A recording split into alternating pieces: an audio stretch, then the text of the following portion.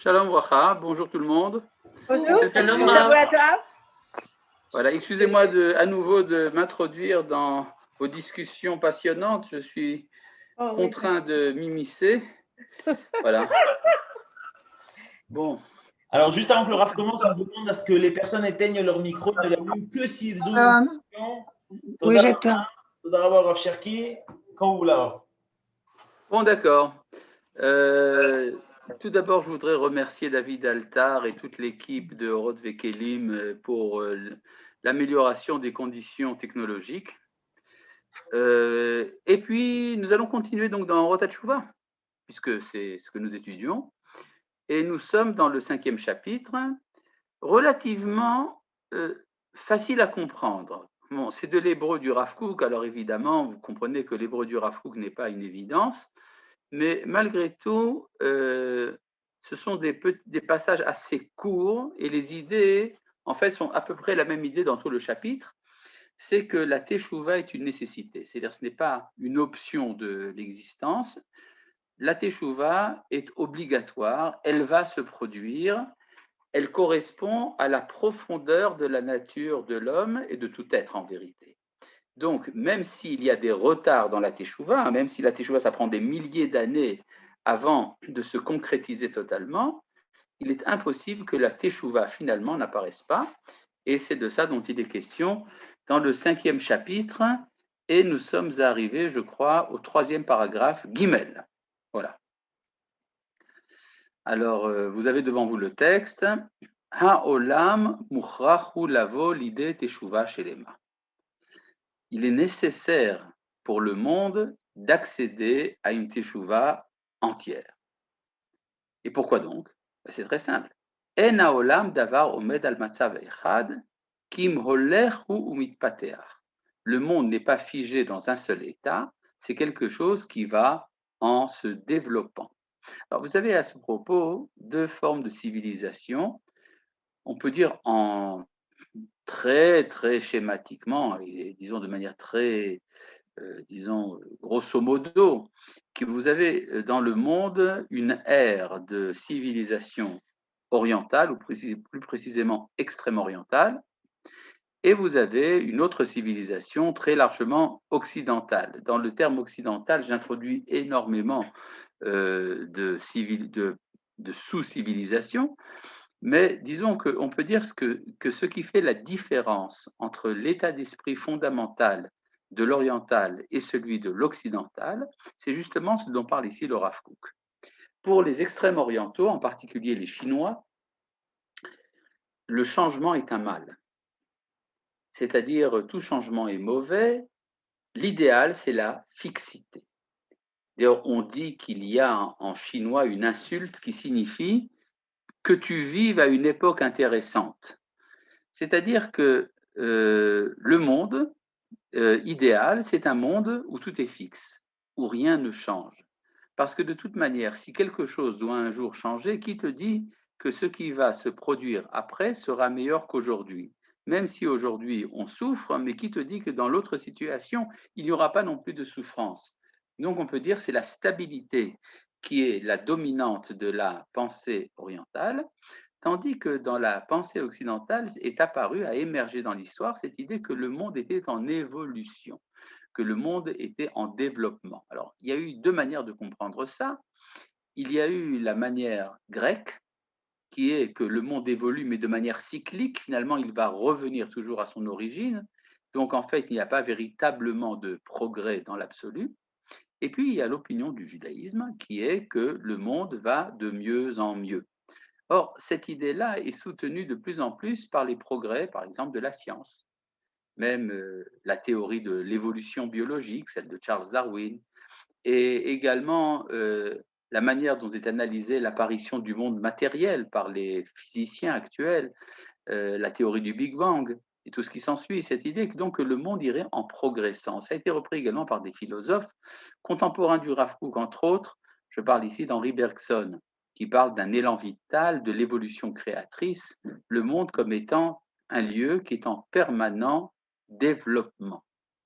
Et donc, le Rav... Oui, une question. Quand on allez-y. parle du monde, est-ce qu'on inclut tous les êtres humains et la nature. Qu'est-ce que le Rav Kook, pour lui, le monde, c'est quoi? C'est Oilem, c'est-à-dire les gens, ou ça inclut également tout ce qui se passe autour? La réponse, Mhm. c'est tout ce qui se passe autour. C'est-à-dire tout être revient à une pulsion qui l'amène à son créateur, qui l'amène à l'infini, donc ça entraîne une évolution générale de tout le cosmos. Et donc on peut dire que la teshuva que nous faisons consciemment quand nous avons un péché que nous devons réparer, on peut dire c'est une dérivée de la grande teshuva cosmique. Ok, Voilà. très bien. Je vous en prie. Je continue donc, je dis ici donc dans le texte du Rav Kook, En haolam davar omed al matzav echad kim holechu mitpateach. Le monde n'est pas une chose qui tient dans une situation fixe, mais c'est quelque chose qui va en se développement. Vaitpatruta amitit ashlema. Et le développement véritable et parfait, mukhrachati leavilo et abriut agmura, et doit obligatoirement lui amener la santé totale, achomrit baruchanit, aussi bien matérielle que spirituelle, veit avi et or chaye a teshuva ima, et l'amènera la lumière de la vie de teshuva avec elle. Voilà, c'est donc, étant donné que le monde se développe, il se développe donc finalement vers sa santé, dans le sens le plus large du terme, et donc ça amènera la teshuva. Vous avez à peu près la même idée dans le paragraphe Dalet, mais de manière un petit peu différente. Ce que dit le Rav Kook, c'est que l'évolution du monde a pour origine la teshuva. C'est ce qu'il dit ici dans le paragraphe Dalet. Ruach ha-teshuva, merachef ba'olam. Le souffle de la teshuva plane dans le monde. Vehu noten lo et ikar tziviono ou trifat itpatruto. Et c'est lui, cet esprit de la teshuva, ce souffle de la teshuva, qui lui donne l'essentiel de son caractère et qui le pousse à son évolution. Ouvrir besama vous me'aden oto, par l'odeur de ses parfums, il le sublime. Venoten lo et kol kishron yofio va'adoro, il lui donne toute sa capacité de beauté et de splendeur. Ça veut dire quoi, cette phrase un peu lyrique? Ça veut dire tout simplement qu'il y a dans le monde un processus que le Rav Kook appelle ailleurs Bisum Haolam, c'est-à-dire la parfumerie du monde. Ça veut dire que le monde va en s'adoucissant, en devenant de plus en plus limpide. Et donc, on ne peut pas juger de l'état du monde actuel en fonction de critères qui étaient valables dans un temps archaïque. Et donc, le monde va de plus en plus vers sa teshuva. Donc, vous voyez bien qu'en fait, le Rav Kook a repris ici dans le paragraphe Dalet à peu près ce qu'il a dit dans le paragraphe Gimel. Maintenant, dans le paragraphe He, nous allons voir que c'est quand même, il y a aussi autre chose. Il y a ici une critique de l'entêtement. C'est quoi l'entêtement? Ha'akshanut, l'entêtement.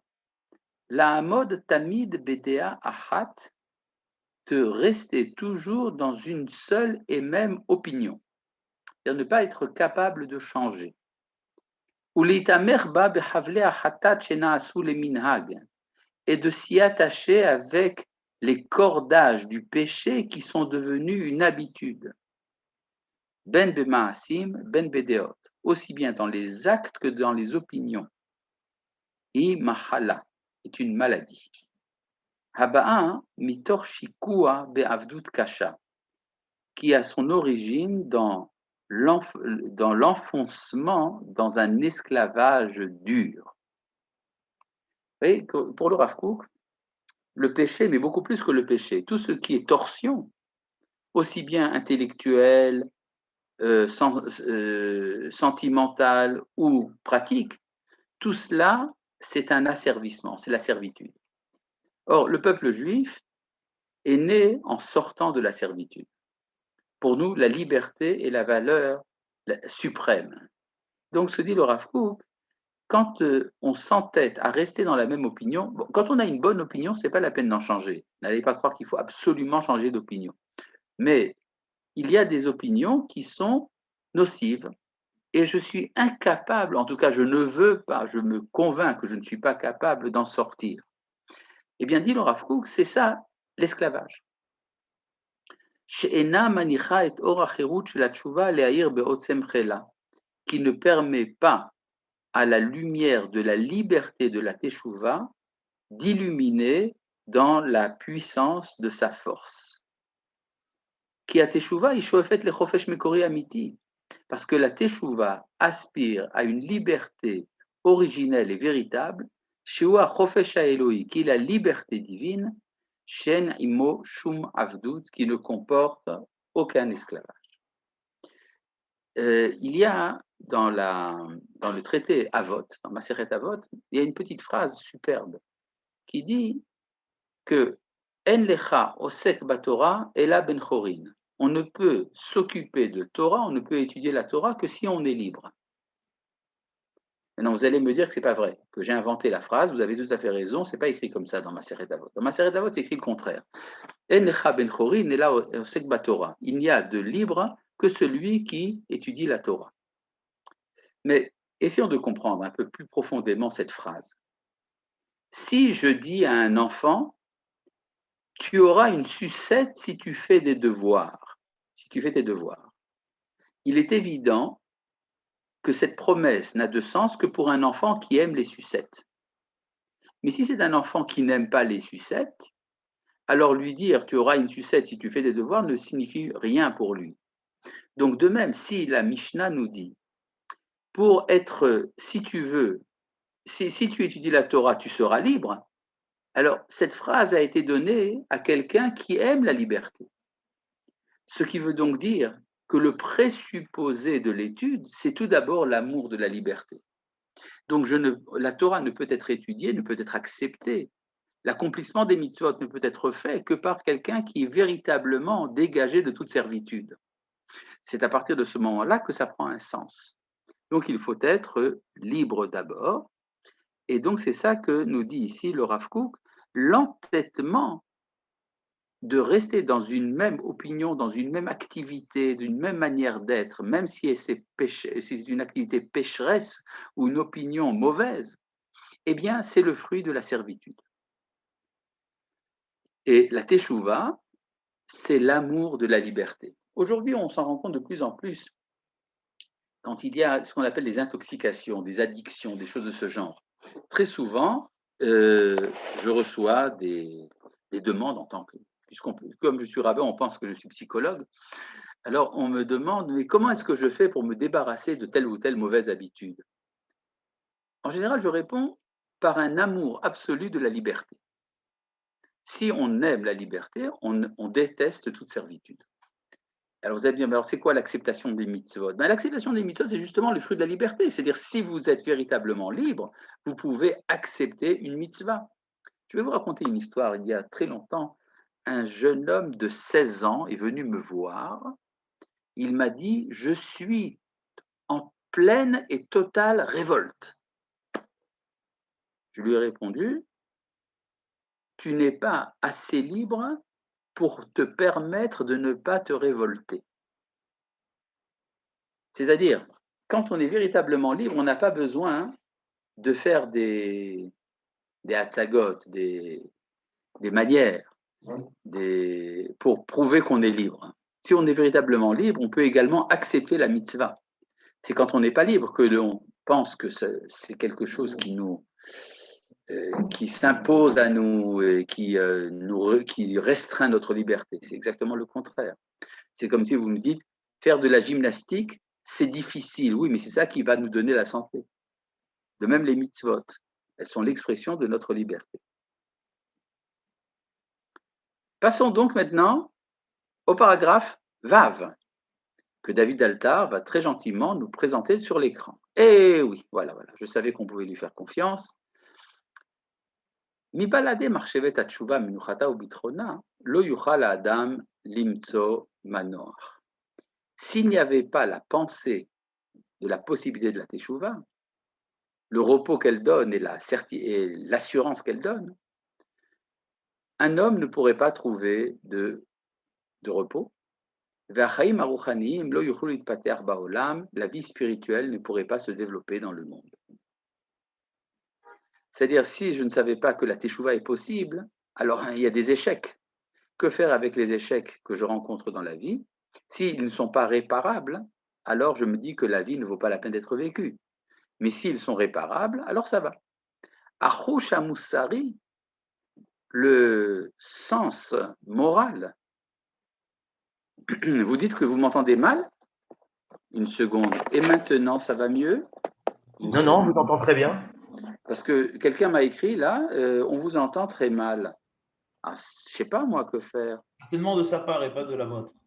Ah, d'accord, d'accord. Oui, excusez-moi, le son a changé d'un coup, je vous entends peu depuis 2 minutes, mais c'est peut-être mon téléphone alors qui Mais fonctionne comme mal. dit David Altar, c'est la faute des autres. Bon, d'accord. Bon, on va essayer de continuer quand même. Bon. Donc, que dit le Rav Kook? Il nous dit l'assurance de la teshuva, c'est quelque chose de tranquillisant. Donc, mi balade, marchevet a teshuva, menuchata ou ditrona, s'il n'y avait pas la pensée de la teshuva, la tranquillité et l'assurance qu'elle donne, lo yuchal adam limtso manoach, l'homme ne pourrait pas trouver de repos. V'achaim aruchanim lo yuchlu litpateach baolam, la vie spirituelle ne pourrait pas se développer dans le monde. En effet, vous savez que pour le développement spirituel, on doit faire des erreurs aussi. L'histoire de l'humanité n'aurait pas avancé s'il n'y avait pas eu des chutes. Donc, si on veut entreprendre l'histoire spirituelle, il faut accepter cette idée qu'il y aura des erreurs. Le sens moral exige de la part de l'homme la justice et le bien, la perfection.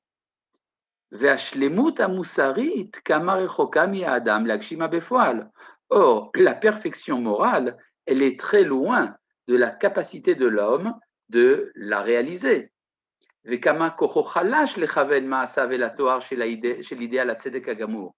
Combien faible est sa force pour orienter ses actions vers la pureté de l'idéal de la justice absolue. Comment pourrait-on aspirer à ce qui n'est pas dans notre capacité? C'est-à-dire, d'une part, nous avons une aspiration profonde à la justice, nous avons une aspiration profonde à la perfection morale. Or, nous vivons, c'est un fait, nous vivons les échecs. Nous avons des échecs, alors comment aspirer à ce qui n'est pas accessible? Cela veut donc dire que si nous aspirons, c'est que c'est accessible. L'azot, hateshuva itivit la adam v'imashlimato. C'est en cela que la teshuva est naturelle à l'homme et le complète. Im ha'adam alul tamid le mirshol. Si les hommes sont toujours susceptibles de chute, liot pogem batzedek uva musar,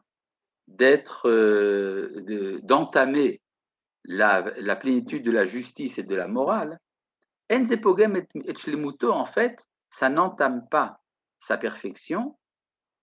Comment dire? D'une part, on dit que ça entame, d'autre part, que ça n'entame pas. Tout simplement parce qu'on va selon la fin, le but. Finalement, on arrive au bien. Donc, enze pogem et shlemuto, me'achar she'ikar yesod hashlemut shelo, étant donné que l'essentiel de la perfection de l'homme, consiste dans l'aspiration et le désir permanent de perfection. Ça veut dire, c'est en quoi est-ce que l'homme est parfait? Dans le fait qu'il veut se perfectionner. C'est ça sa perfection.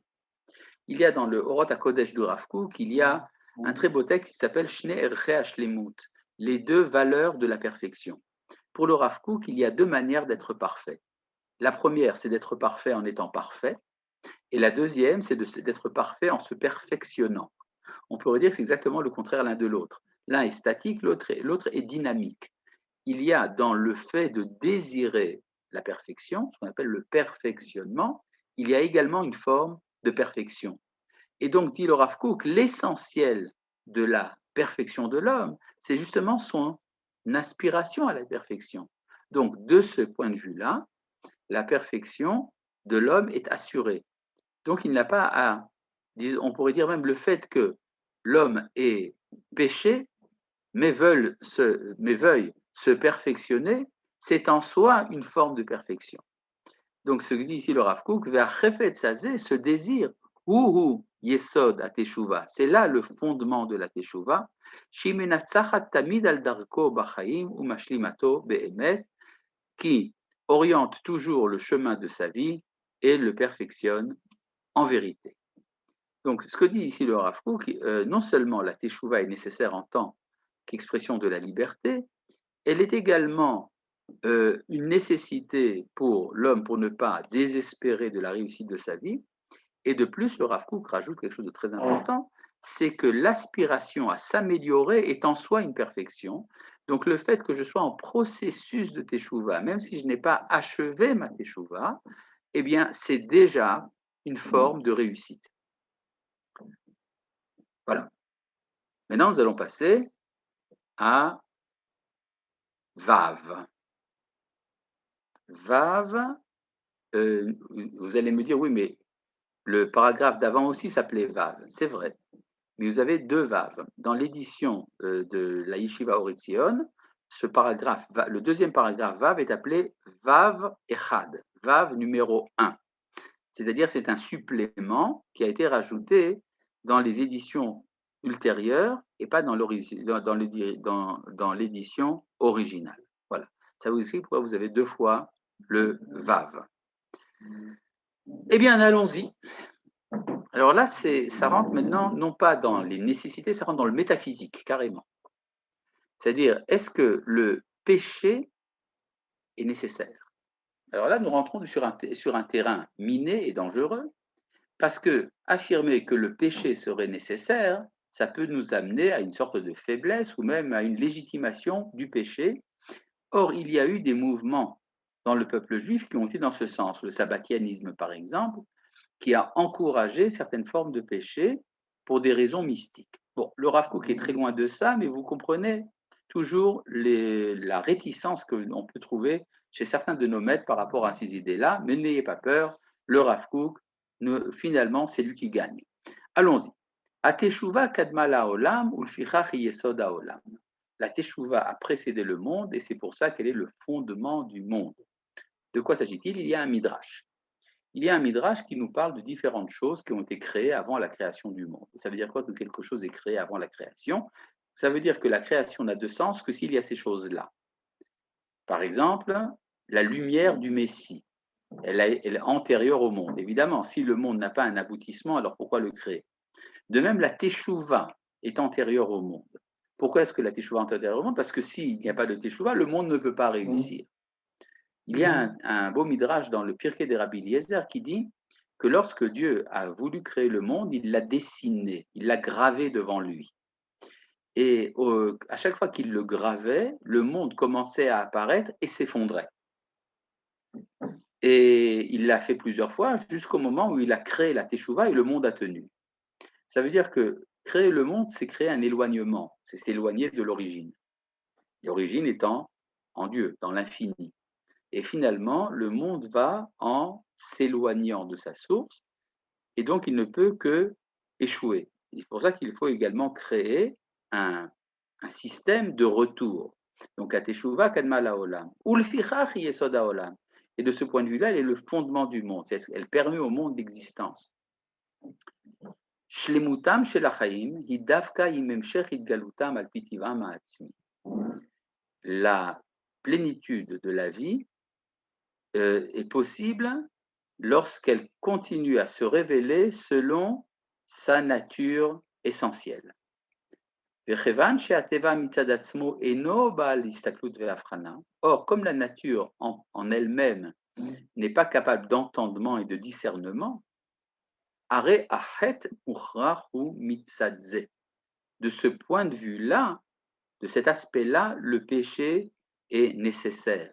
Ve'en Adam tzadik ba'aretz asher ya'aseh tov ve'lo yecheta. Là, vous avez un verset de Kohelet.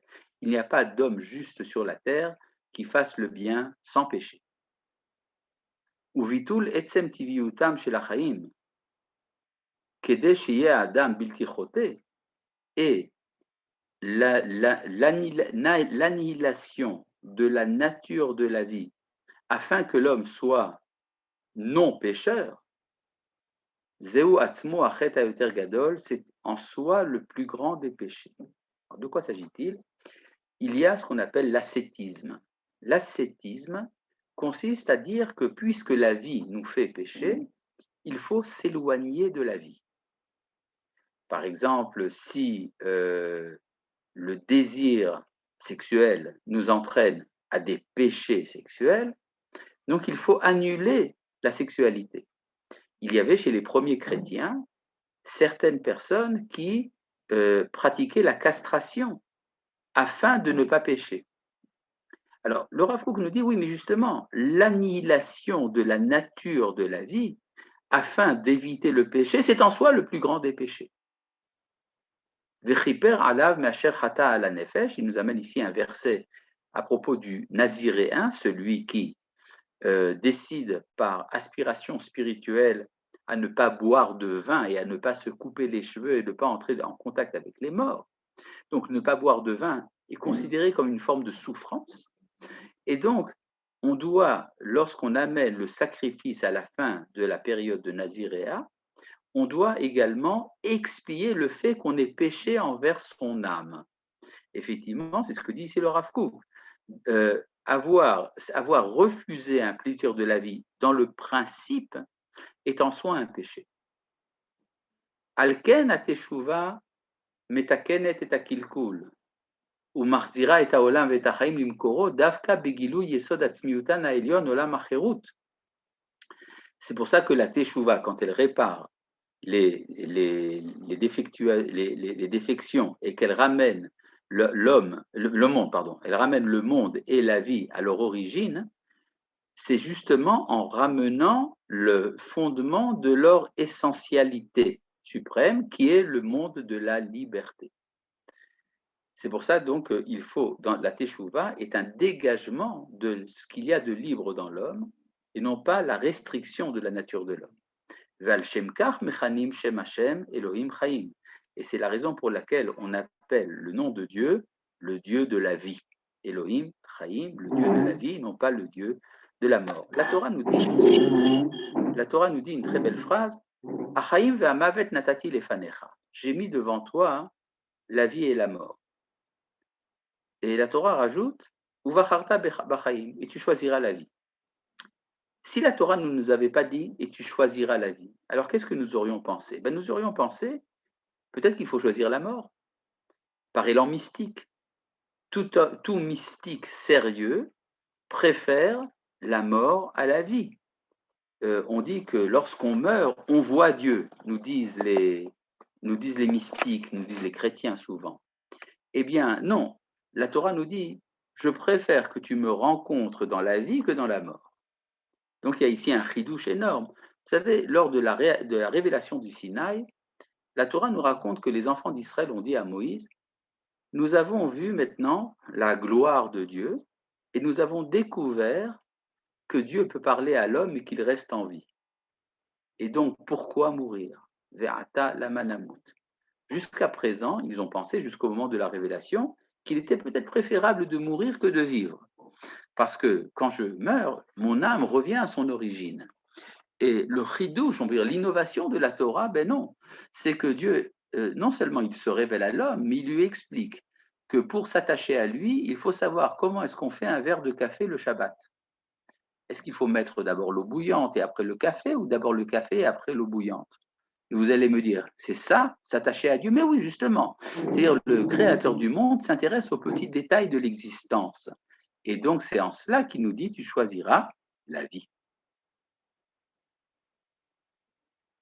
Eh bien, puisque nous avons vu un si beau passage, nous allons passer maintenant au prochain, le passage Zayn.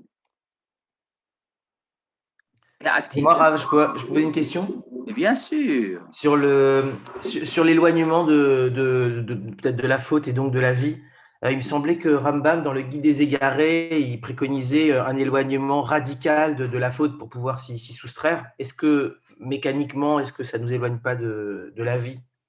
Il y a à ce propos 3 opinions différentes. Celle des kabbalistes, celle du Rambam et celle des chrétiens. Commençons par les chrétiens. Les chrétiens considèrent que la matière, et donc toutes les sensations qui y sont associées, ont pour origine le Satan. C'est-à-dire le Satan étant l'ennemi de l'homme, l'ennemi de Dieu, et son but est d'amener l'homme au mal. Donc, pour se libérer du Satan, il faut quasiment détruire la matière, la soumettre au silence au moins. Pour le Rambam, par contre, ce qu'il dit dans le Shmona Aprakim, c'est que la matière est, il dit les chrétiens pensent que Dieu est l'ennemi du corps, or c'est faux. Le corps est un ustensile. Donc pour le Rambam, il faut simplement qu'il soit calme. Donc il faut donner à la vie corporelle son nécessaire pour qu'elle nous laisse tranquilles, dans le sens noble du terme. La tranquillité permet la sagesse. Et c'est la sagesse qui va nous attirer et qui va nous faire adhérer à Dieu. Donc pour le Rambam, le monde se divise en deux, le monde profane et le monde de la sainteté. Le monde profane, c'est le matériel, et le monde de la sainteté, c'est le spirituel, pour le Rambam. Évidemment, pour le Rambam, il est important que le matériel soit satisfait.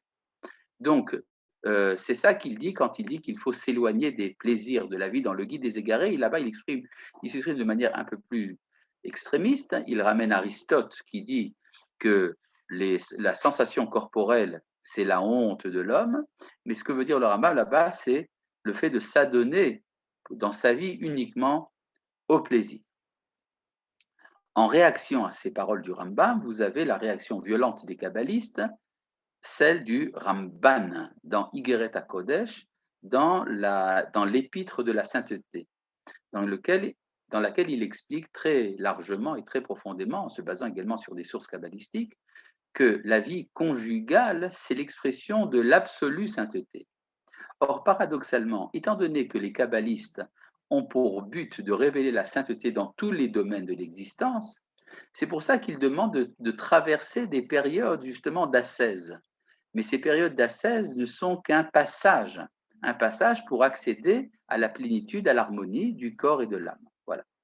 Je pense avoir été assez clair. Génial. Merci, Michael. Bon. Eh bien, nous allons passer, puisque c'est comme ça, au paragraphe Zain.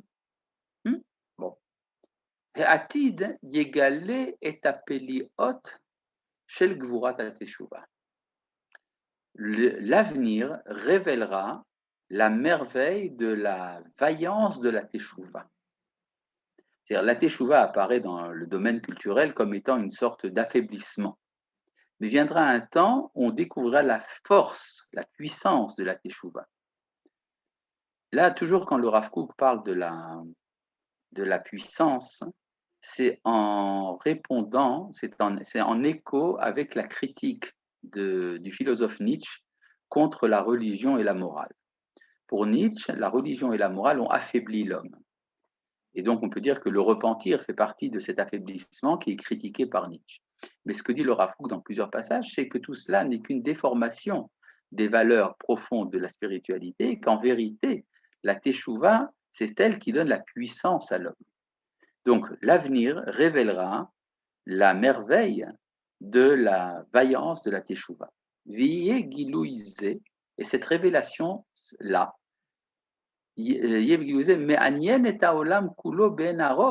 intéressera le monde beaucoup plus, beaucoup plus que toutes les manifestations étonnantes qu'il a l'habitude de rencontrer dans tous les domaines de la vie et de la réalité. Vidgalut Radashazo, cette nouvelle révélation, Timshoch et lev akol bifliata, attirera tous les cœurs par sa merveille. Ad kede leashpia al kula mirucha, au point d'influencer tout le monde par son souffle, par son esprit. Vaz yakum haolam bitriato ha'amitit. C'est alors que le monde se lèvera pour sa renaissance véritable. Veyirda lachet, le péché cessera. Veyevoa ruach hatum'a, l'esprit d'impureté sera éliminé. Varisha kula ke'ashan tichle, et toute la méchanceté, toute la scélératesse disparaîtra comme la fumée. C'est-à-dire, pour le Rav Kook, le processus de purification du monde, on parle des prophètes, est un processus accompagné d'un élément naturel. C'est la révélation de la puissance de la Teshuvah. Quand le monde sera accoutumé à cette idée de la grandeur, de la puissance de la Teshuvah, donc il ne sera plus attiré par le péché. Maïmonide, lui, dit que c'est lorsque la sagesse s'épanchera dans le monde que les hommes ne seront plus attirés par le péché. Le Rav Kook explique de quelle sagesse il s'agit. Il s'agit de la sagesse de la Teshuvah. Ce n'est donc pas un miracle, la disparition du mal, c'est un processus nécessaire que celui de la disparition du mal. Nous allons à pas de géant et avec des bottes de 7 lieues vers le 8e paragraphe du chapitre. Knesset Israël bargashata ruchanit haodefet hi harishona baolam la Teshuvah. L'Assemblée d'Israël, par son sentiment, par sa sensation spirituelle supplémentaire, c'est-à-dire nous avons un surplus de spiritualité dans notre sensation, elle est là donc la première, c'est l'Assemblée d'Israël, elle est la première à faire Teshuvah. C'est-à-dire Israël est appelé par les prophètes le premier-né de Dieu. C'est quoi un premier-né? C'est le premier des enfants. Donc c'est lui qui fait toutes les expériences avant les autres. Donc souvent il fait des erreurs, il fait énormément de gaffes, mais c'est très utile pour les enfants qui viennent après. C'est-à-dire le premier-né dit voilà, vous savez, moi j'ai des expériences que j'ai passées avant vous, vous allez donc profiter de mon expérience. Et on peut dire que c'est la même chose. L'Assemblée d'Israël est susceptible et a un surplus de spiritualité en elle, et qui fait que c'est elle la première dans le monde à faire la Teshuvah.